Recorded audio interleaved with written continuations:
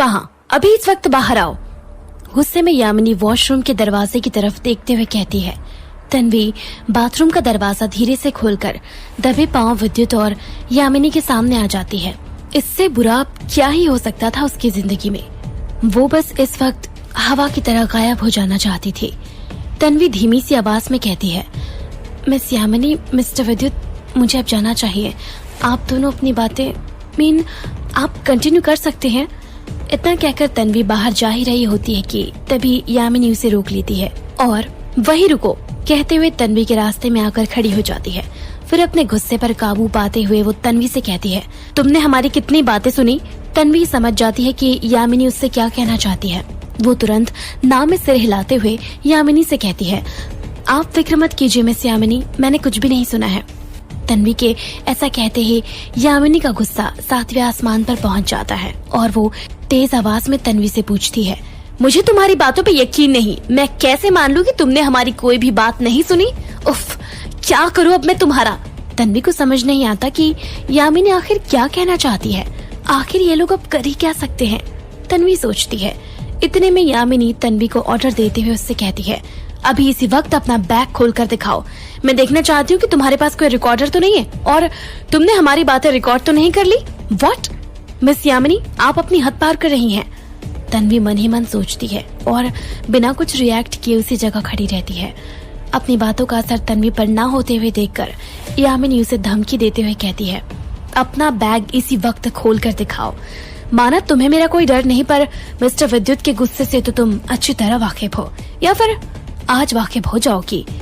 यामिनी की बातें सुनकर तन्वी एक नजर विद्युत की तरफ देखती है। भले ही हमारा रिश्ता कैसा भी क्यों ना हो, इस वक्त तो मिस्टर विद्युत मेरी मदद जरूर करेंगे, है ना। तन्वी के इस सवाल का जवाब उसे अगले ही पल मिल गया जब विद्युत बिना रिएक्ट किए अपनी जगह पर चुपचाप बैठा रहा। विद्युत के लिए तन्वी शायद एग्जिस्ट ही नहीं करती। उसे तन्वी के मामले से कोई लेना देना नहीं है। वैनिटी में चुपचाप बैठा विद्युत ऐसे पेश आ रहा था कि जैसे यामिनी और तन्वी की बातें उसे सुनाई ही नहीं दे रही हैं। क्या मिस्टर विद्युत को वाकई कोई फर्क नहीं पड़ रहा है? इतनी मदद तो कोई किसी अजनबी के लिए भी कर देता है, फिर मैं तो उनकी बीवी। तन्वी मन ही मन सोचती है। विद्युत की चुप्पी को देखकर तन्वी समझ जाती है कि अब ये उसे बेइज्जती झेलनी ही पड़ेगी। आखिरकार वो अपने बैग को खोलकर उसके अंदर का सारा सामान सामने रखी टेबल पर बिखेर देती है। यामिनी एक एक कर टेबल पर पड़े सारे सामानों को देखने लगती है, लेकिन तन्वी के खिलाफ कोई भी चीज उसके हाथ नहीं लगती। आई होप अब तो आपको मुझ पर यकीन हुआ होगा। Can I leave now? Tanvi गुस्से में टेबल पर बिखरा सामान अपने बैग में वापस रखते हुए कहती है। यामिनी एक नजर विद्युत की तरफ देखती है। विद्युत अभी भी बिना कुछ रिएक्ट किए वहीं चुपचाप बैठा हुआ है। हालांकि उसके चेहरे को देखकर ऐसा बिल्कुल नहीं लग रहा था कि उसे तन्वी के लिए थोड़ा सा भी बुरा महसूस हो रहा है। मैं जानती हूँ कि मिस्टर विद्युत को रिपोर्टर से कितनी नफरत है, और ये लड़की तो उनकी गाड़ी के सामने तक आ गई थी। इसके बावजूद मिस्टर विद्युत ने उसे फिल्म सेट के अंदर बुलवा कर उसे फर्स्ट एड दिलवाया। जरूर ये सब उन्होंने इसीलिए किया ताकि वो तन्वी की बेइज्जती कर सके, वरना सब जानते हैं कि मिस्टर विद्युत किसी पे रहम नहीं करते। यामिनी ने मन ही मन सोचा। विद्युत के इरादों को जानने के बाद अब तो तन्वी को इतनी आसानी से बचकर नहीं जाने देगी वो। मुस्कुराते हुए यामिनी तन्वी से कहती है, मैंने सुना है कि आजकल के रिपोर्टर्स काफी स्मार्ट हो गए हैं, यहाँ तक कि वो अपने कपड़ों में भी कैमरा और माइक्रोफोन छुपा कर रखते हैं। Let me just check you, तुम्हें अपने कपड़े हटाने होंगे। यामिनी की बातें सुनकर तन्वी गुस्से में आ जाती है। कुछ वक्त के लिए उसे यकीन नहीं होता कि यामिनी वाकई उससे ये सब कह रही है। अपने गुस्से पर काबू रखते हुए तन्वी यामिनी से कहती है, शायद आपको पता नहीं कि आप जिसे तलाशी कह रही हैं वो असल में हैरेसमेंट है। Harassment my foot. तुम चाहो तो यहाँ से जाने के बाद मेरे खिलाफ लीगल एक्शन ले सकती हो। यामिनी तन्वी की बात का जवाब देते हुए कहती है। तन्वी के सब्र का बांध अब टूटने लगता है।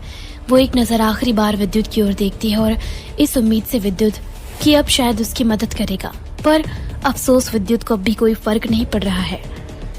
बात इस हद तक आगे बढ़ गई है और मिस्टर विद्युत अब भी खामोश है। तन्वी मन ही मन सोचती है। विद्युत एक नजर तन्वी की ओर देखता है।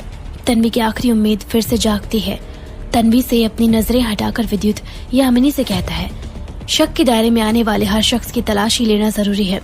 हो सकता है कि तुम कुछ छुपा रही हो। विद्युत की बातें सुनकर तन्वी बहुत हर्ट होती है और गुस्से में अपनी मुट्ठी बांध लेती है। उसके स्ट्रॉन्ग इमोशन से तन्वी की आंखें लाल हो जाती है।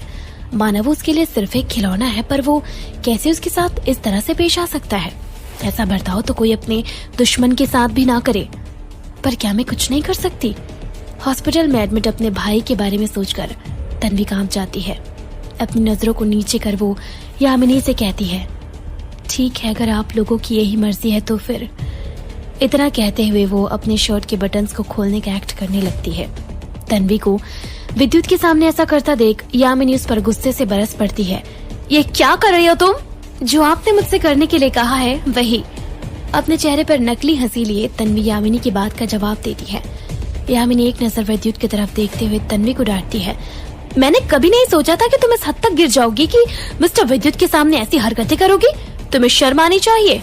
मिस्टर विद्युत सिर्फ कैसी शर्म? तन्वी झूठी मुस्कान लिए विद्युत की तरफ देखती है। उन्होंने तो सब कुछ पहले से ही देख रखा है। क्यों मिस्टर विद्युत, मैंने कुछ गलत कहा? उसकी मुस्कुराहट इस वक्त चिढ़ाने वाली थी। क्या? तन्वी के इतना कहते ही यामिनी चौंक कर विद्युत की तरफ देखती है। वो अब भी बिना कुछ रिएक्ट किए चुपचाप बैठा हुआ है। आखिर तुम कहना क्या चाहती हो? परेशान होकर यामिनी तन्वी से पूछती है।